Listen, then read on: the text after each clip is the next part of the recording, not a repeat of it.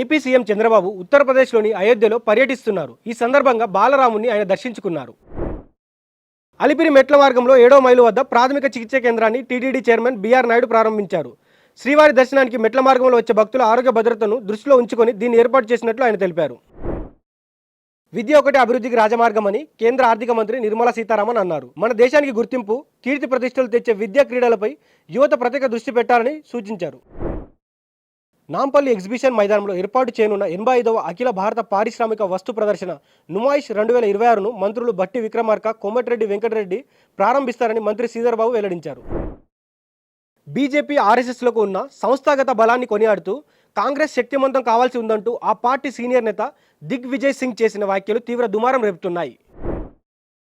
మన్ కీ బాత్ కార్యక్రమం 129వ ఎపిసోడ్లో ప్రధాని నరేంద్ర మోడీ ప్రసంగించారు. ఇందులో భాగంగా 2025లో భారతదేశం గర్వించదగిన క్షణాలు ఆయన గుర్తు చేసుకున్నారు. దేశ ప్రథమ పౌరురాలు, త్రివిధ దళాల సుప్రీం కమాండర్ ద్రౌపది ముర్ము జలంతార్గమిలో ప్రయాణించారు. కర్ణాటకలోని కార్వార్ నౌకాదళ స్థావరం నుంచి కల్వరి శ్రేణి జలంతార్గమి ఐఎన్ఎస్ వాగ్షీర్లో ఆమె బయలుదేరారు.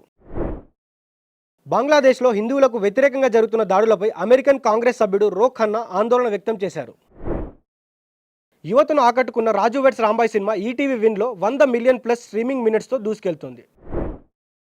2026 టీ20 ప్రపంచ కప్కు సన్నాహకంగా జనవరి 7 నుంచి శ్రీలంకతో పాకిస్తాన్ 3 టీ20ల సిరీస్లో తలపడుతుంది. ఈ మ్యాచ్ల కోసం పాకిస్తాన్ సీనియర్ సెలక్షన్ కమిటీ 15 మందితో జట్టును ప్రకటించింది. Please subscribe to the channel and download the Politicos app from the links in the description.